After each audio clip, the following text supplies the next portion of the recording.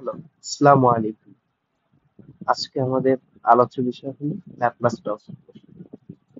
মূলত গণিতের এই অংশে আমরা ল্যাপ্লাস ট্রান্সফরমেশন শিখলে ডিফারেন্সিয়াল ইকুয়েশন অনেক আমাদের বিভিন্ন সার্কিট অ্যানালাইসিস, তারপর mechanical vibration, control system, heat transfer problem, signal processing, এগুলোতে আমাদের ডিফারেন্সিয়াল ইকুয়েশন সলভ করতে হয়, অথবা কিছু ক্ষেত্রে আমাদের টাইম ডোমেইন থেকে ফ্রিকোয়েন্সি ডোমেইনে নিতে হয়, যার কারণে আমাদের এই ল্যাপ্লাস ট্রান্সফরমেশনের দ্বারা করতে হয়। এরপর ফুরিয়ার অ্যানালিসিস, ফুরিয়ার ট্রান্সফর্ম, তো এইগুলো এটা একটা ল্যাপ্লাস ট্রান্সফরমেশনের সাথে সম্পর্কিত। তো আমরা এখন আজ এই ল্যাপ্লাস ট্রান্সফরমেশন কিভাবে করতে হয় এই নিয়ে আলোচনা করবো।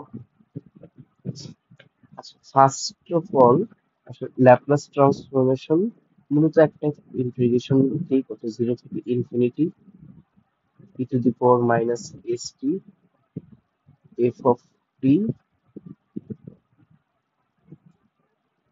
dt. So Laplace transformation of any function is actually this.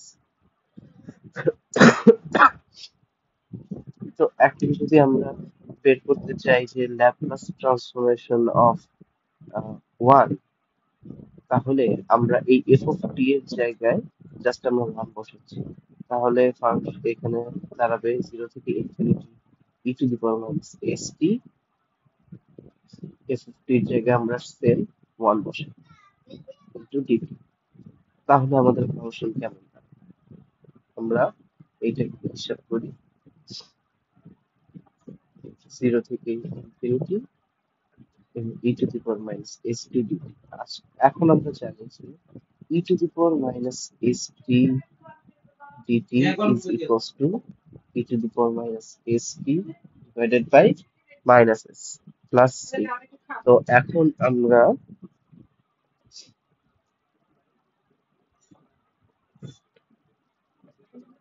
যেহেতু লিমিট আছে সেহেতু প্লাস সি উঠে যাবে, e to the power minus st minus s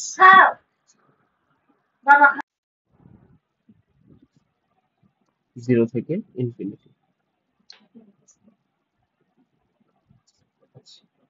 তো এখন আমরা টি তে একবার ইনফিনিটি বসাবো আর একবার 0 বসাবো, তাহলে কেমন হবে? এই ফাংশনটাকে আবার একটু সুন্দর করে লেখা যায়, 1 divided by e to the power st minus s 0 থেকে ইনফিনিটি। তাহলে টি এর সাথে যদি একবার ইনফিনিটি বসে তাহলে হবে হলো something by infinity format is equals to 0 minus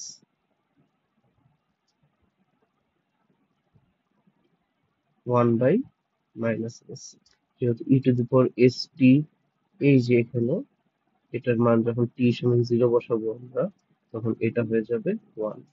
তো এটা 1 হয়ে গেলে এটা মাইনাস এস থাকবে, তো 1 ডিভাইডেড বাই মাইনাস এস। তো এখানে আমরা ক্যালকুলেট করে দেখবো 1 বাই এস আসবে। তো Laplace transformation of 1 is equals to 1 by S. তো আমাদের